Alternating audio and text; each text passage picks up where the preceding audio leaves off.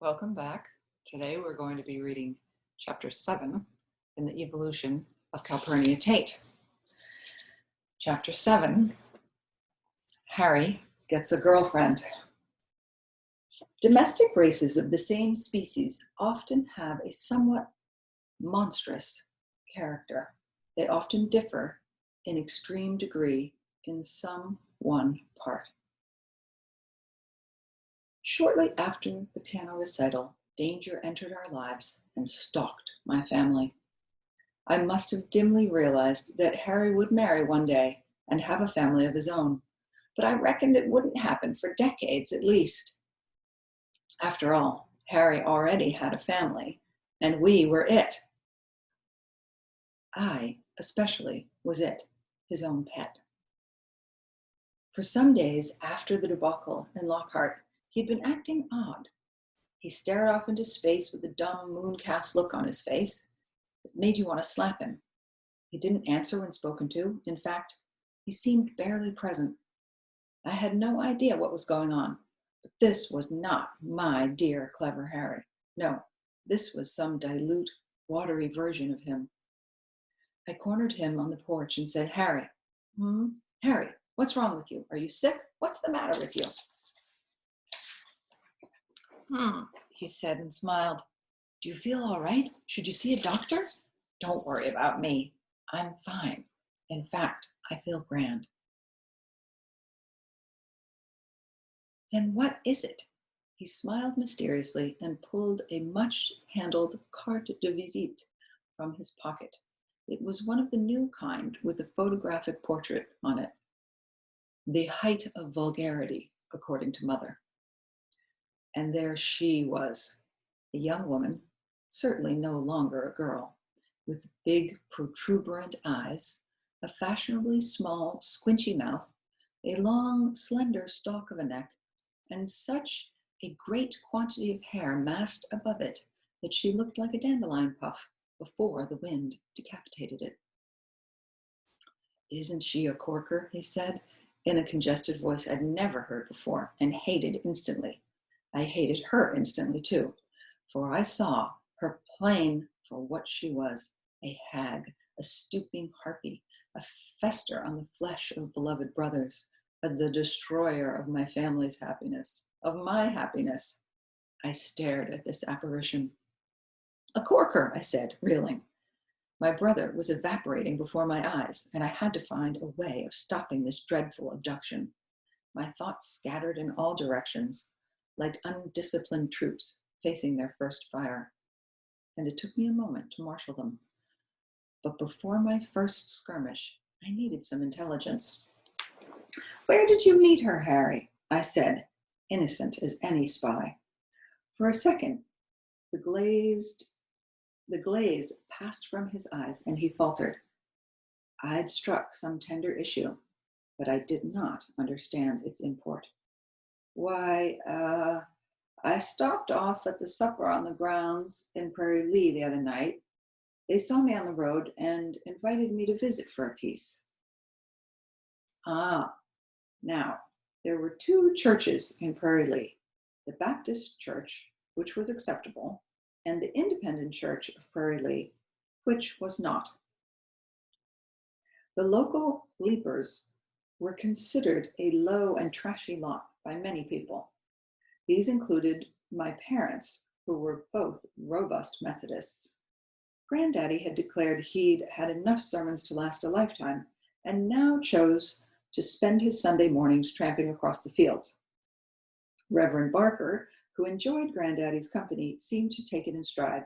It was only Mother who was embarrassed. And although Mother had once or twice entertained Leapers in the house, she tended to lump them all together, fairly or not, with snake handlers, fallers, foamers, and other fringe examples of the hen house sex. A part of my mind I had no idea I possessed until that moment took over and, like a general called all to order, I primed my weapons, surveyed the terrain, picked my target. I could see the battle ahead in time and space. I was the Great Stonewall. I was General Lee himself.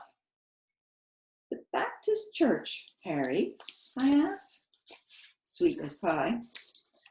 No, he hesitated. She belongs to the Independent Church of Prairie Lea. Blessed relief flooded through me. The enemy was mine. Oh, Harry, I said, all sisterly concern. She's a leaper? That's right, so what? He said mulishly. And don't call them that. They're independents. Have you told mother and father? I said, no. He looked edgy. My opening salvo had hit its mark. Then he looked down at the picture, and I watched him go all sappy again. How old is she? I asked, forging ahead. She looks kind of old. She's not old, he said with indignation. She only came out 5 years ago. I added 5 to 18, the typical age for coming out, and came up with the usual result.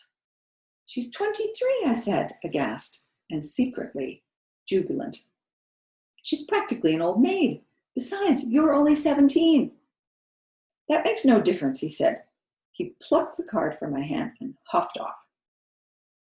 At dinner that night, Harry mentioned that he might hitch Ulysses to the jig and take him out for exercise.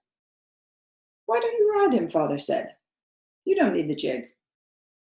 He hasn't been in harness for a while. It would do him good, said Harry. Time to fire off my next round. In a loud voice, I said, Are you going to see her?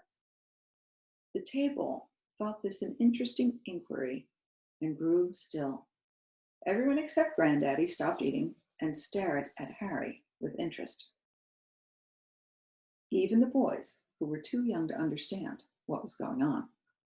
Mother swiveled her head, looking first at me, then at Harry. Granddaddy went on placidly, addressing his beefsteak. Harry flushed and cut me a look to let me know he'd settle with me later. He'd never glared at me like that before. There was something close to hatred in that look. Fear shot through me. I broke out all over in hot prickles. And who is her? Said Mother. Granddaddy's knife screeched against his plate. He patted his mustache with a big white linen napkin that flowed down his chest. He said mildly to his only daughter-in-law, Good God, Margaret. That's who is she, not who is her. The verb to be never takes an object. Surely you know that by now. He peered at her and she said, Why, how old are you, Margaret? I reckon you must be close to 30. Old enough to know better, I should think, he said, and turned his attention back to his dinner. My mother, aged 41, ignored this. Harry, she said. She gave him a gimlet eye.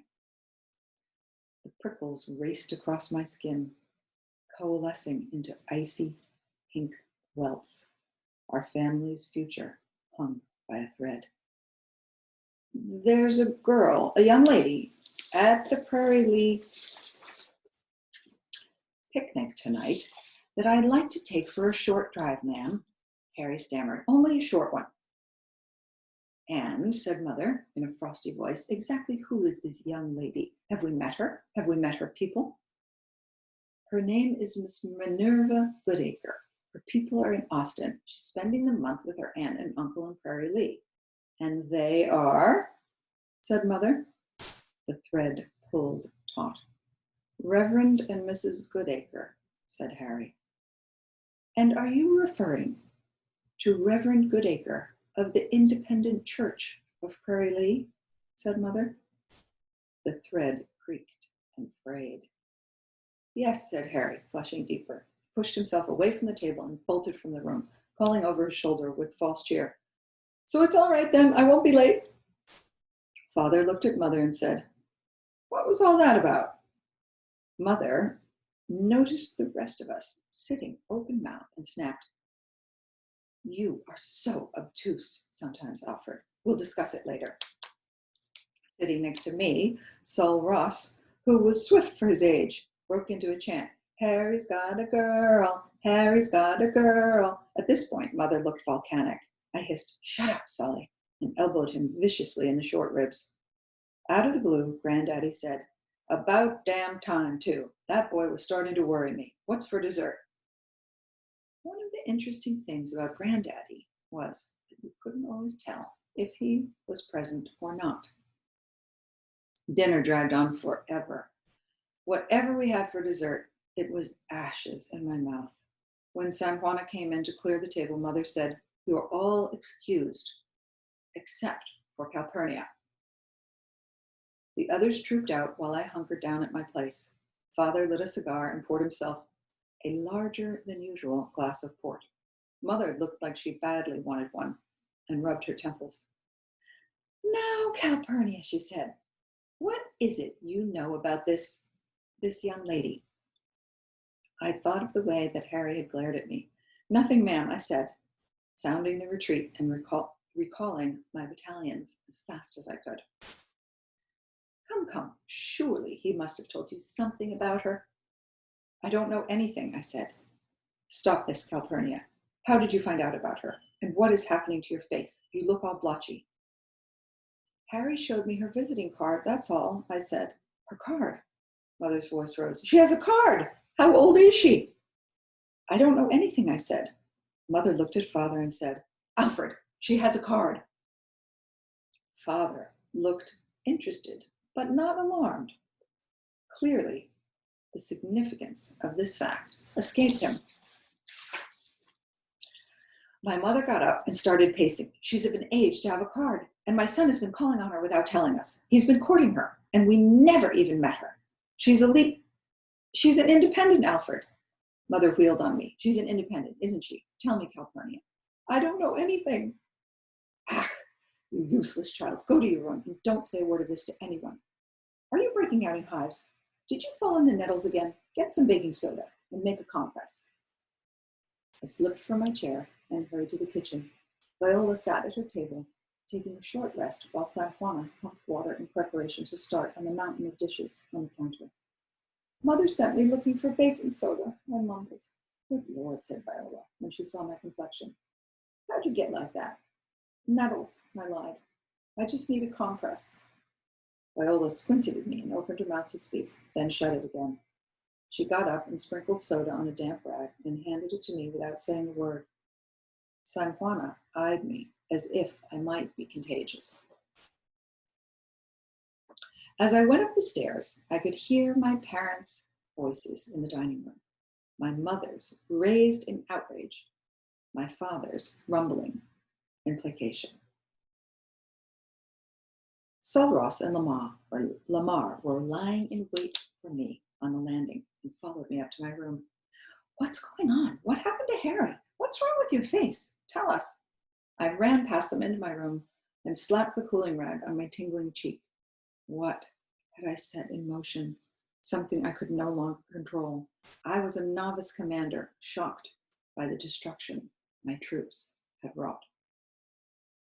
I lay awake in bed that night waiting for Harry to come home. The half moon was up before I heard the creaking of the harness and the crunching of the jig on the gravel drive.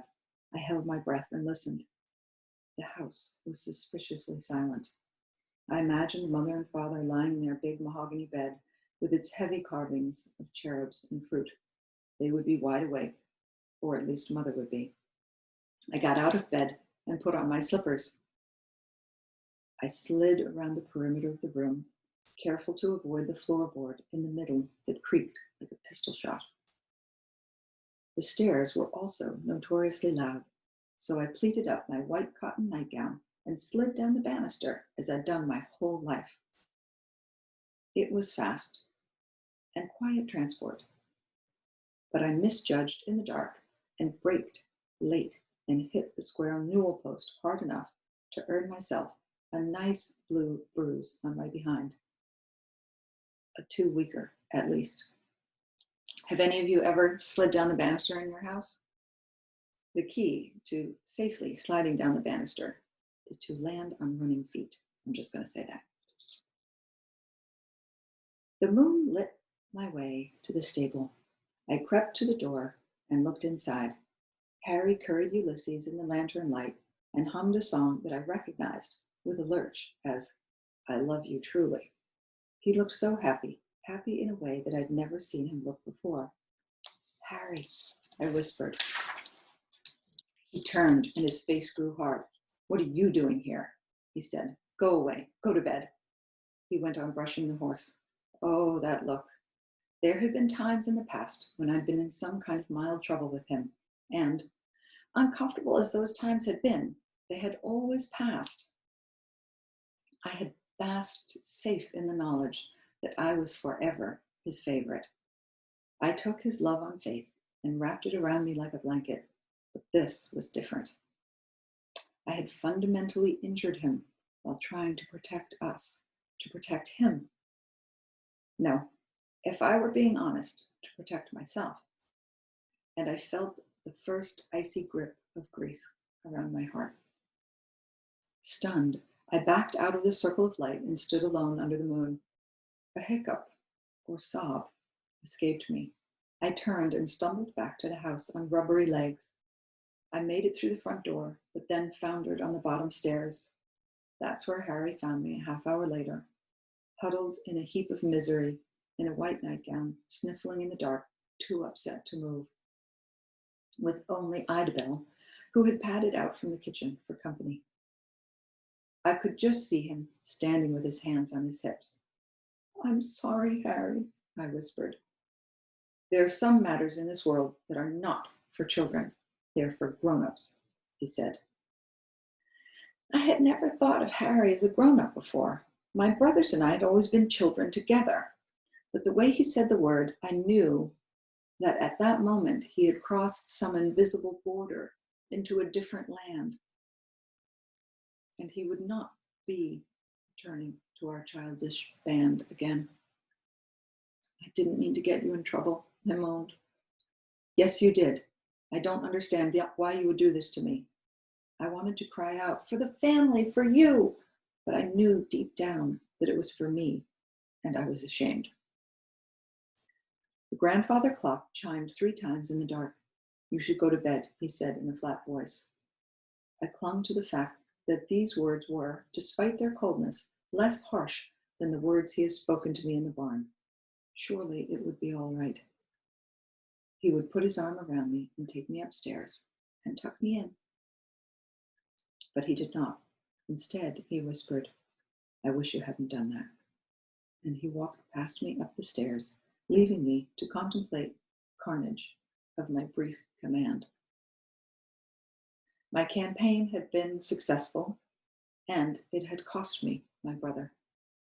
It wasn't until the clock bonged 4 that I could make myself creep up to bed.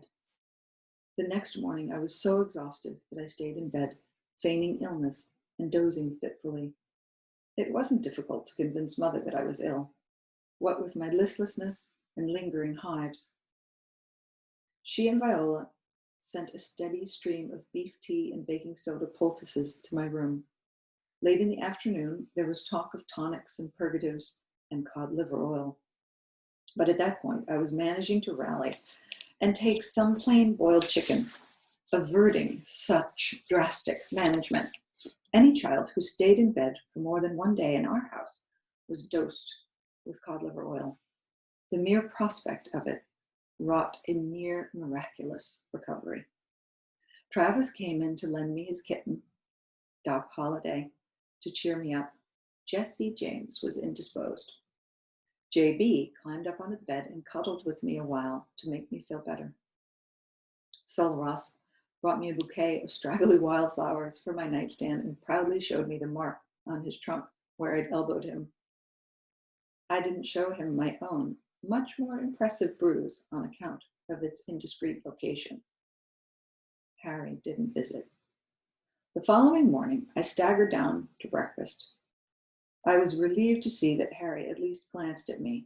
Before we left the table and scattered for the day, Mother said, we will be having guests Friday evening, so you will all be ready for inspection at 6:15. Drat, said Granddaddy. Who is it this time? Grandfather, said Mother, we wouldn't dream of imposing on you if you have a prior engagement. Mother knew Granddaddy didn't have a prior engagement, but there was always the siren song of his laboratory or the library. My mother could only hope. I noticed that she never exactly encouraged Granddaddy's presence at her evening entertainments, or soirees, as she called them. He was always a model of old-fashioned manners, of course, but he could go on strange and interesting tangents of conversation that I think Mother didn't always find suitable in polite company. Fossils, for example, and whether their existence disproved the Book of Genesis.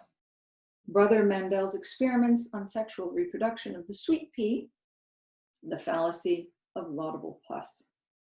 Once I had seen my mother shudder on overhearing him expound to a group of ladies on the mating posture of the order Opiliones, or daddy longlegs. Then there were his predictions for the future of how man could one day build flying machines and travel to the moon, prognostications that were met with the sly indulgence afforded old codgers, although I secretly agreed with him and could imagine it happening 1,000 years hence. "Who's coming, ma'am?" said Sam Houston. "The Locketts, the Longorios, Miss Brown, Reverend and Mrs. Goodacre, and a Miss Minerva Goodacre," said Mother, examining her butter knife. Uh-oh. I looked at Harry, who was also interested in his cutlery, studying it as if he'd never seen it before. I swallowed hard. What did I do? I consoled myself that I had 3 more days to think about it, brooding in my tent like Napoleon. Every time I passed Harry on the stairs for the next few days, I smiled stiffly. He remained impassive. I chose to interpret this, his not actually scowling at me, as a good sign. Friday came, and I still had no plan. Instead, I washed and dried my hair. Then I sat at my vanity and glumly counted 100 strokes of the hairbrush. I put on my best long dress and kid boots, the ones I'd worn to the music recital. And I tied a sky blue ribbon in my hair, the color Harry liked best on me. I went downstairs to join the others. Harry looked handsome and reeked of the competing scents of lavender pomade and bay rum toilet water. A live undercurrent of excitement fizzed in him, and he softened to the point of giving me a grin. We lined up in the hall by age, Sam Houston gagging as he inhaled the fumes coming off Harry.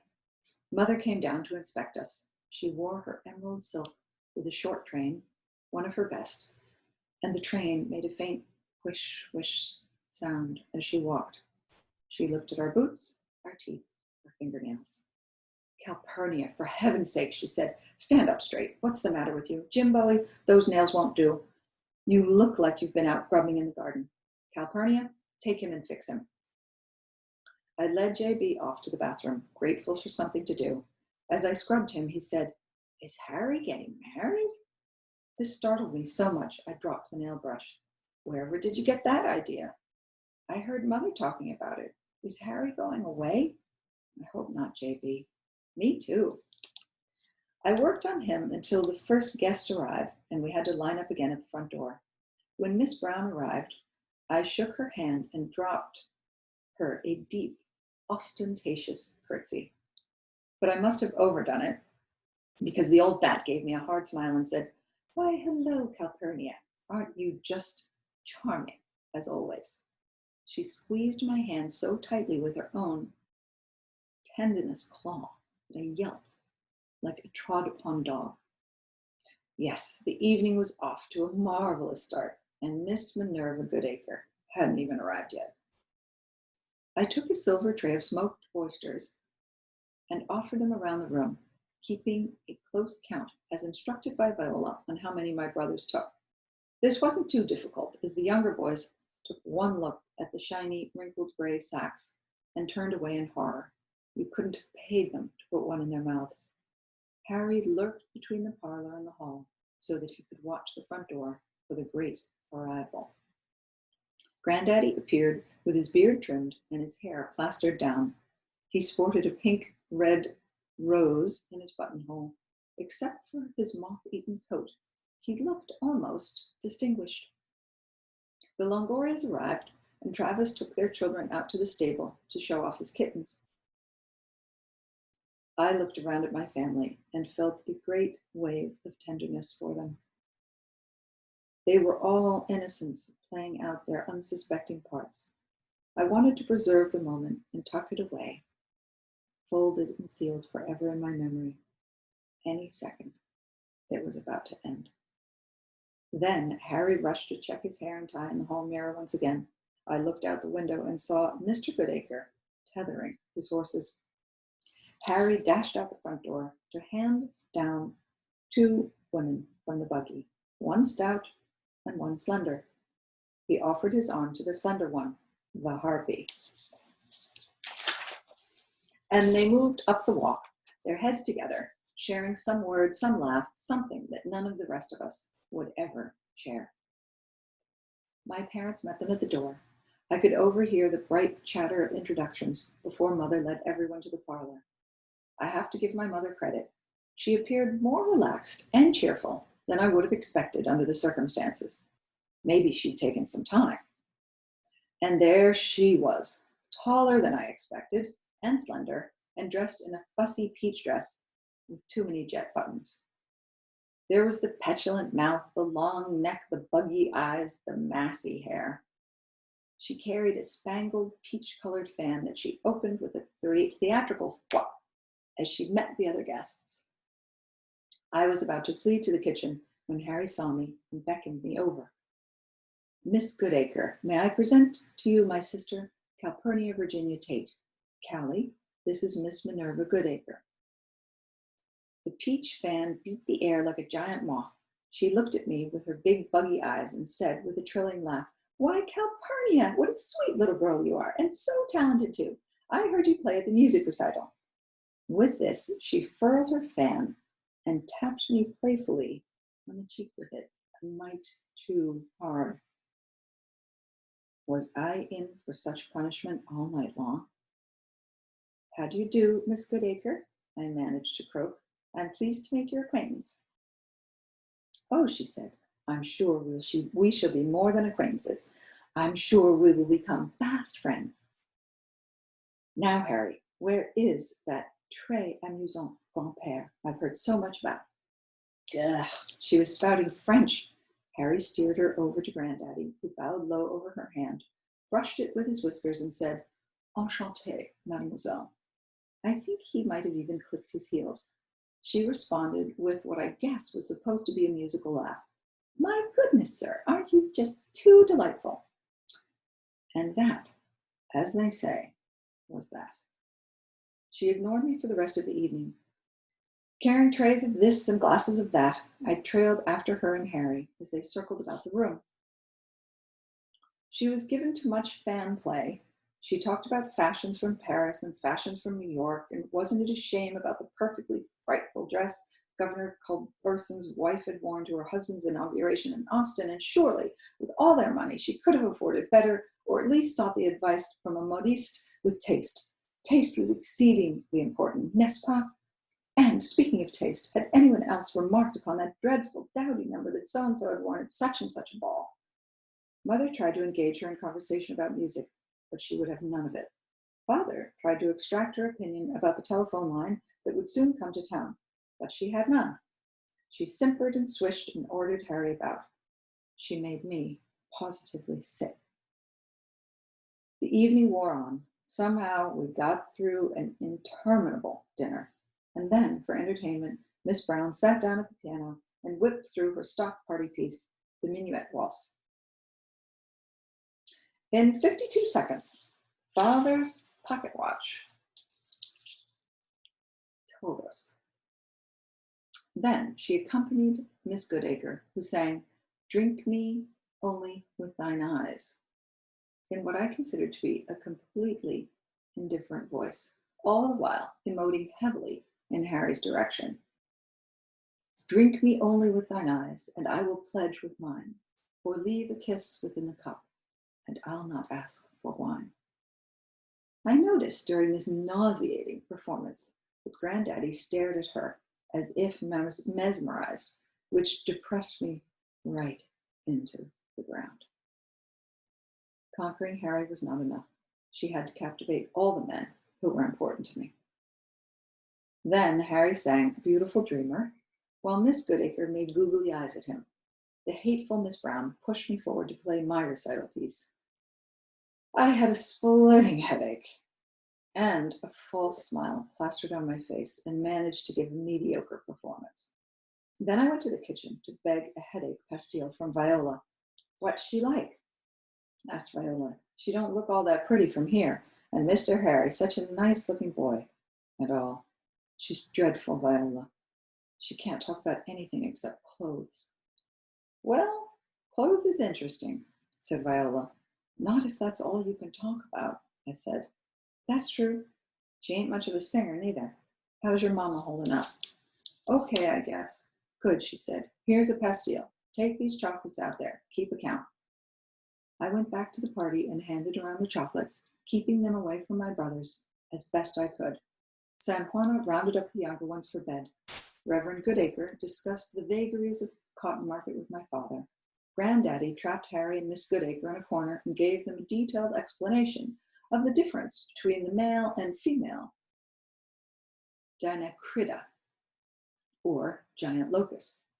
Miss Goodacre's smile grew fixed.